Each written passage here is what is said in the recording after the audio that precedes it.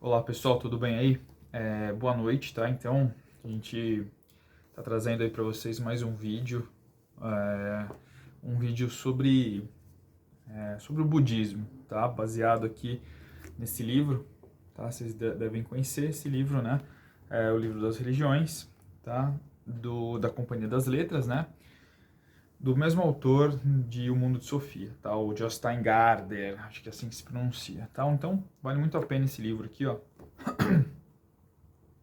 Fazendo uma propaganda, então ele faz explica um pouco aí, né, das várias religiões aí que existem no mundo, desde as mais antigas, como o hinduísmo, até as mais recentes, tá, como o cristianismo, certo? Então, eu peguei aqui o budismo para falar um pouquinho do budismo, né, então, eu acho que é bem pertinente, né, a gente falar um pouco de religiões, né, um pouco que é, sejam diferentes, né, do que a gente está acostumado, principalmente com o cristianismo, né, que é a matriz que a gente tem, a matriz judaico-cristã que vem lá né, lá da Palestina, certo? Que depois passou por Roma, se institucionalizou.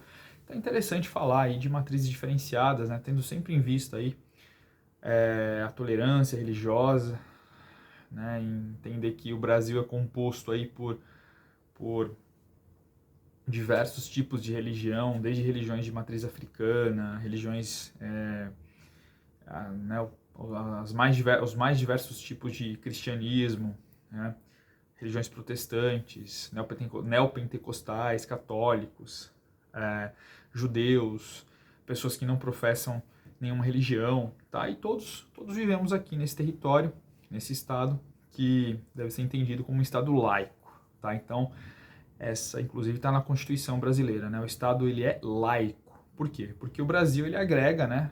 Justamente aí essa variedade aí de religiões, certo? Então, para pegar o budismo, falar um pouquinho dele aí para vocês, tá? Tem aqui minha colinha, certo? Para a gente falar um pouco dessa religião que surgiu aí, né? Por volta aí do século 6, 5 antes de Cristo, tá lá na Índia, né? O budismo é uma religião, então, né, uma forma aí de espiritualidade que surge lá na Índia. Vocês já devem conhecer um pouquinho a história do Siddhartha, né?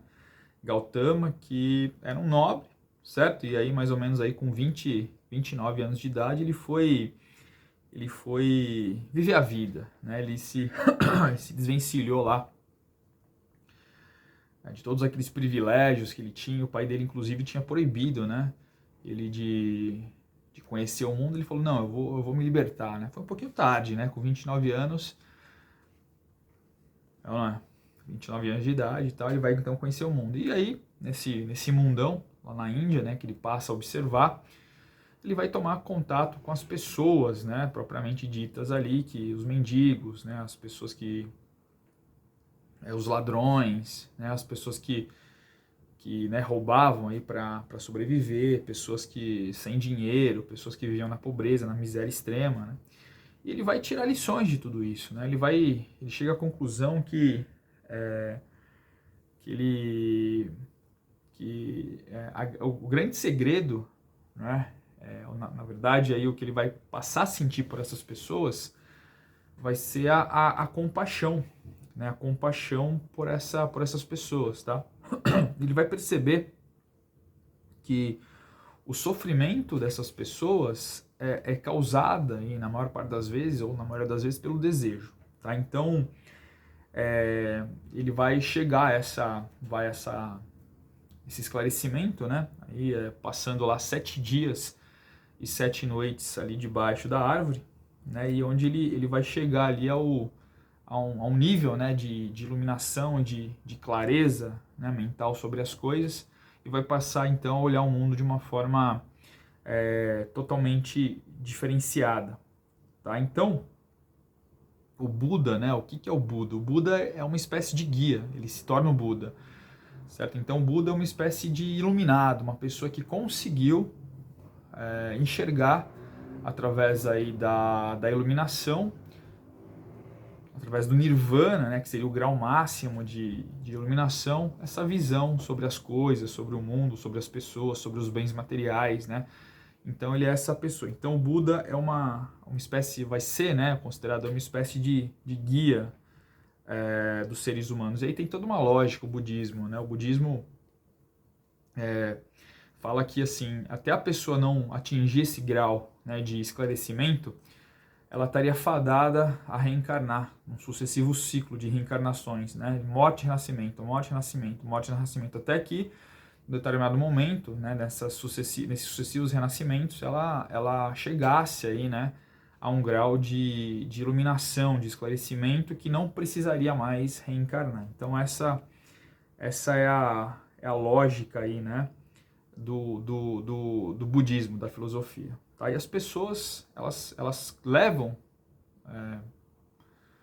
o que elas plantam, né? Elas colhem o que elas plantam, certo? Então, se ela fizer mal aqui, numa determinada fase da vida dela, desse ciclo de reencarnações, ela vai colher o mal numa futura reencarnação. Ou se ela produzir o bem, né? Ela vai colher o bem, certo? Então é o karma e o dharma que eles falam aí, né? Então o dharma o que é? É o bem, certo? São as coisas boas que as pessoas fazem e que vão acumulando energias boas. O karma são as coisas ruins que as pessoas fazem e aí vão acumulando energias ruins, né?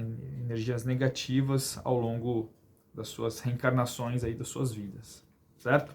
Então um processo aí que só chega ao final, essa série de reencarnações aí só chega ao final quando propriamente então a pessoa ela atinge esse grau de esclarecimento mais elevado, certo? Então, para o Buda, né, como eu estava falando para vocês, a ideia é de que tudo é transitório, certo? Então, nada é duradouro na vida. Então, sei lá, se você vive, por exemplo, com dinheiro e num momento bom da sua vida, pode ter certeza que esse momento bom, esse dinheiro alguma hora vai acabar, esse momento bom vai acabar. Então tudo é transitório. Da mesma forma que se você vive um momento ruim também, né? Esse momento ruim uma hora vai acabar. Então tudo é transitório, né? Nada é permanente, tudo é passageiro, tá? E a vida, de acordo aí com os ensinamentos do budismo, viver é sofrer, né? Então ele chega a essa conclusão lá naquelas 7 noites, né? Naqueles 7 dias e 7 noites debaixo da árvore pensando sobre o mundo, então, certo? E aí, nesse pensar, nesse filosofar sobre os problemas, né? Sobre o sofrimento humano, ele chega, o Siddhartha Gautama, a 4 verdades, né? As 4 verdades do sofrimento, tá? Como eu estava falando para vocês, todo mundo é sofrimento, tá? É transitório.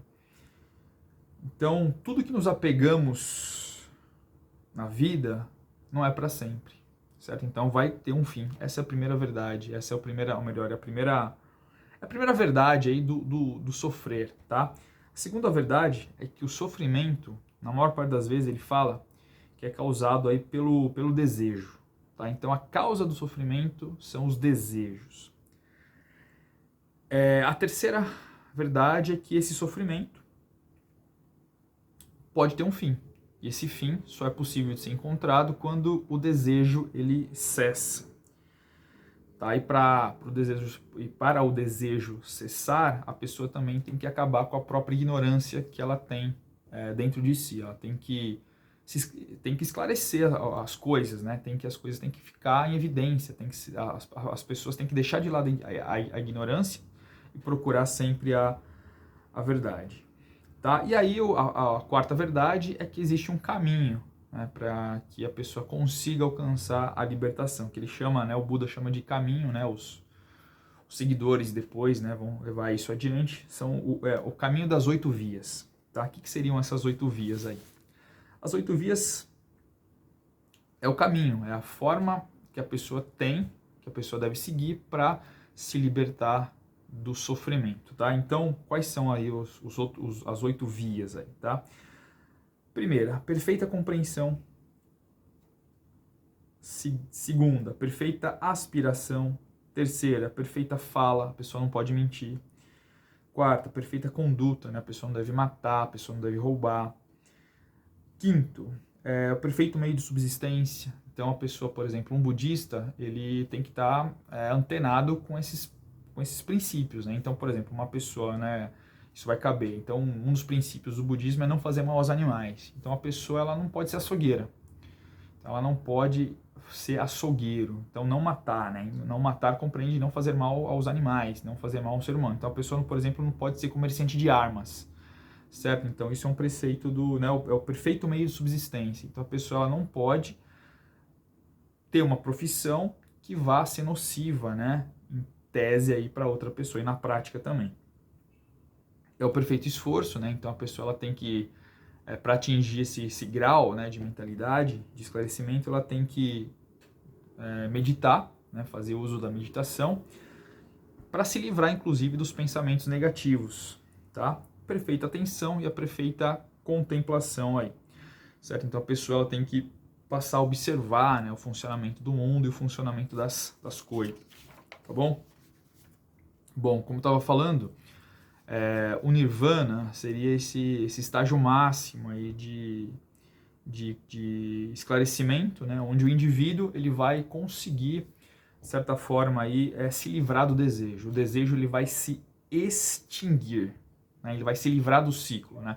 Então o indivíduo ele dá um passo acima, né? Dá um passo aí, sei lá, a gente pode falar em evolução, né? Mas é como se o indivíduo assumisse aí, né, alcançasse uma quinta dimensão, né? Ele encontra a iluminação, então ele pode ser comparado aí ele pode ser comparado ao Buda, tá? Para você ter uma ideia, o Buda aí teria renascido mais ou menos 547 vezes, tá? Para alcançar esse nível de esclarecimento, né? Para chegar ao Nirvana que ele tanto almejava aí.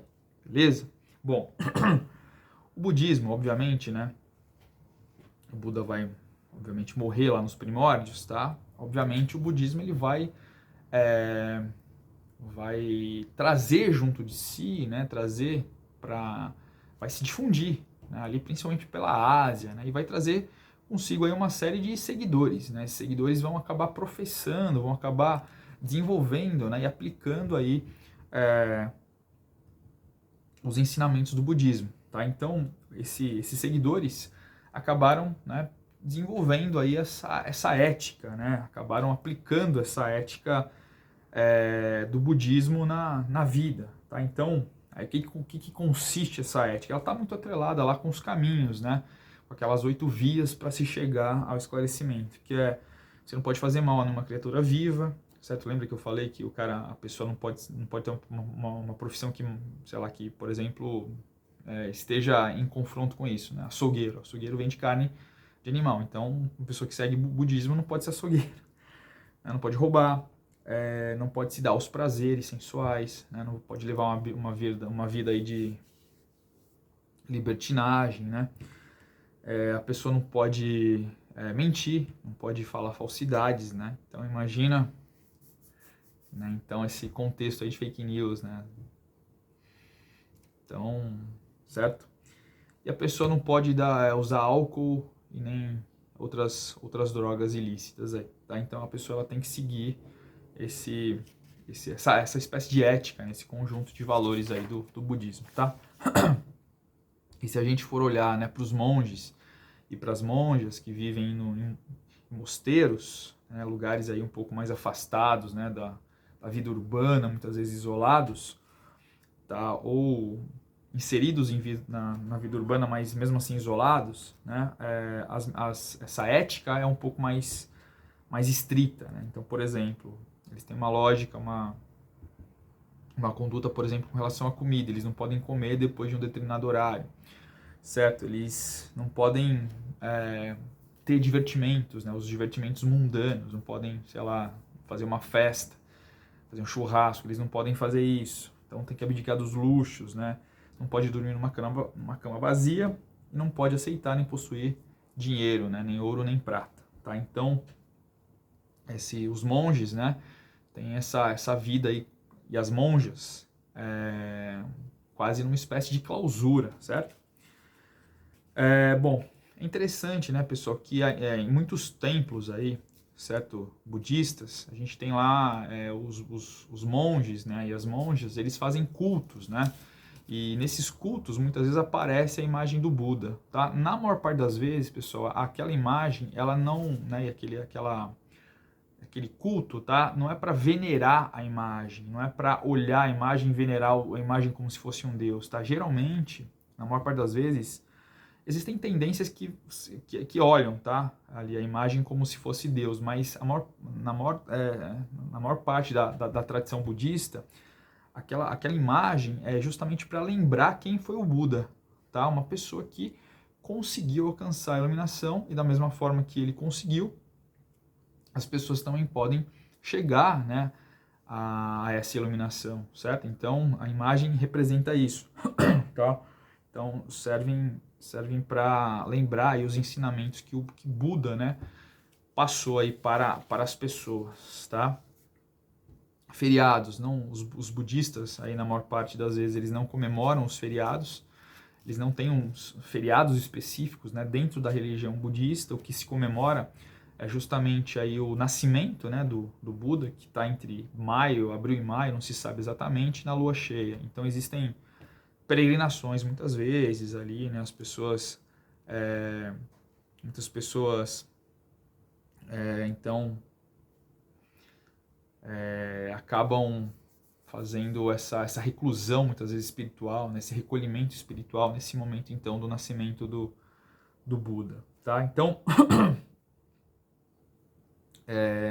outra coisa interessante aqui, que eu acabei de ler aqui, é que o budismo, né, o budismo, ele não nega a existência dos deuses, tá? Então, muitas vezes os deuses, eles são seres, né, entidades que fazem parte ali do mundo, certo? Só que os deuses são transitórios também, tá? Então é muito comum em certas regiões ali da Índia, tá? Do Nepal, inclusive, os budistas, ou melhor, da Índia, tá?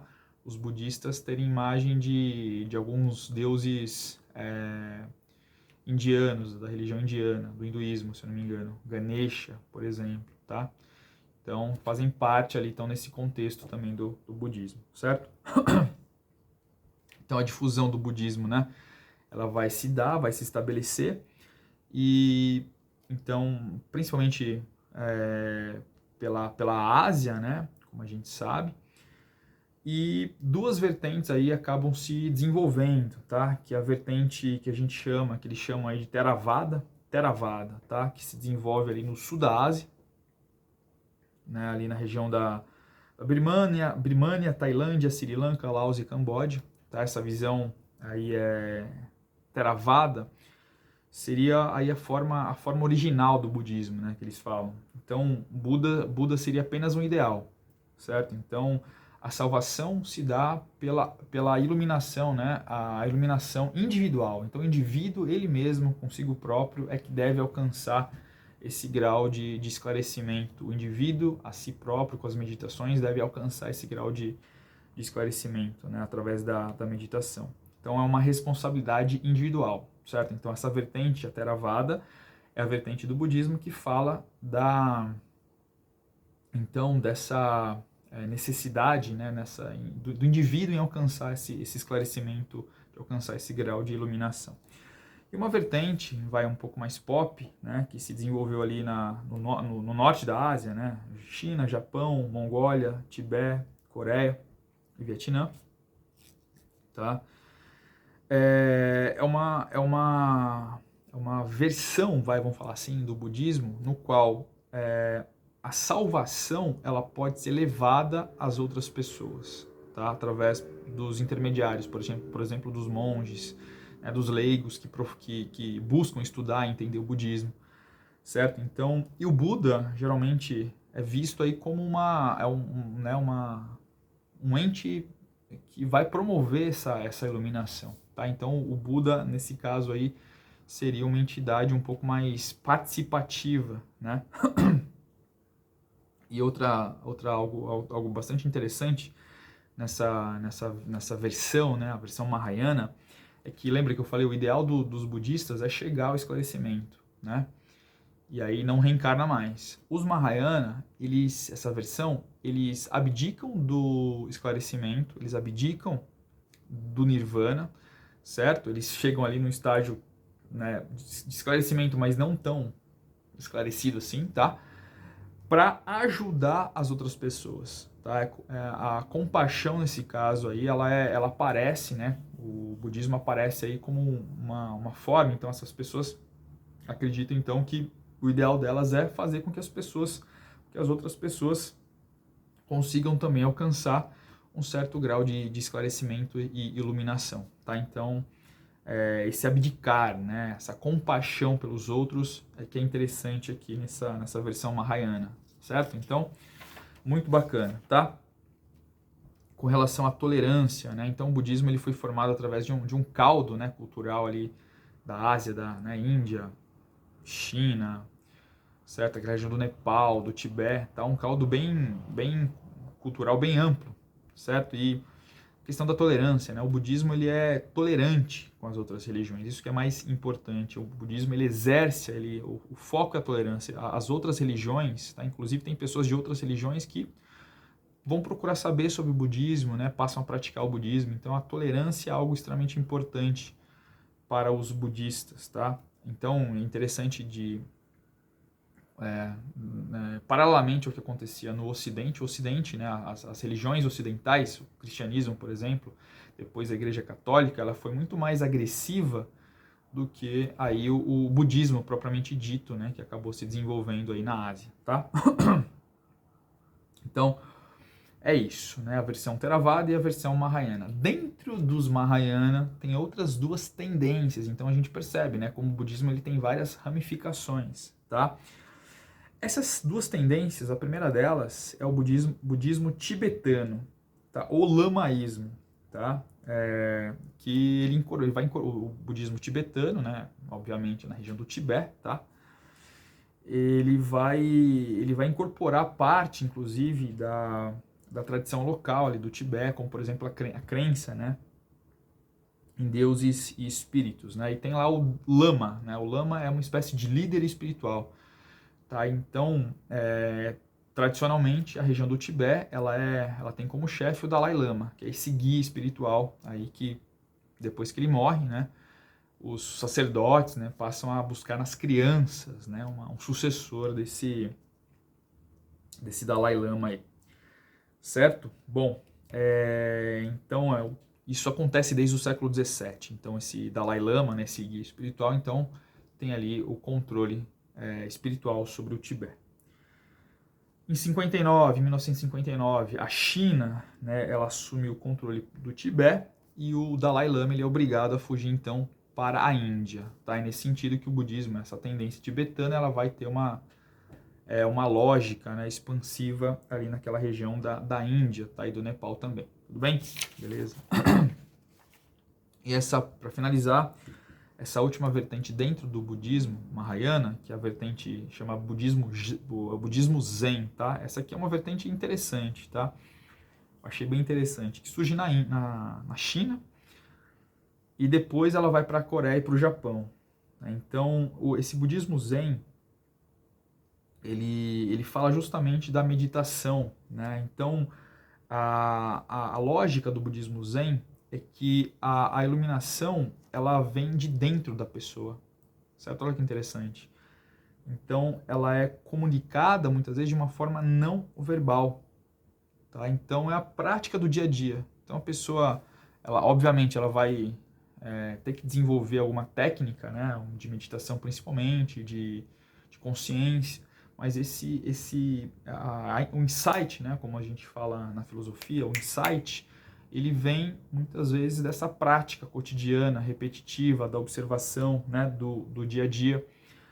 É algo que se compreende, né? Sabe quando aquela impressão de que cai a ficha, assim? Ah, pô, caiu a ficha. Quando você, né, uma piada, assim, você fica pensando na piada e tal, e depois de um tempo você entende a piada, é isso, tá? Então o budismo Zen se predispõe a fazer essa ligação, né, da iluminação com os atos do dia a dia, né? Então a experiência mundana, muitas vezes, ela pode levar aí a a fazer com que as pessoas tenham esses insights, né?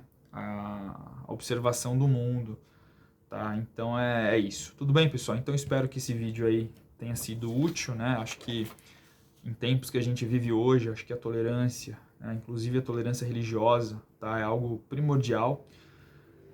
A gente tem que tolerar as pessoas, tem que entender que o Brasil é um estado, um país laico, né? Tem uma constituição laica, que todos são bem-vindos no país, né? Católicos, evangélicos, pessoal do candomblé, da Umbanda, os budistas, os judeus, os ateus, certo? Então essa é a ideia, tá? Então a gente vai fazer aí, né, conforme o tempo aí, tá? Conforme a gente for entendendo um pouco mais, né, das religiões, postando aí alguns vídeos para vocês, tá bom? Pessoal, obrigado aí, excelente noite para vocês e a gente se vê numa outra oportunidade. Até mais, valeu, muito obrigado.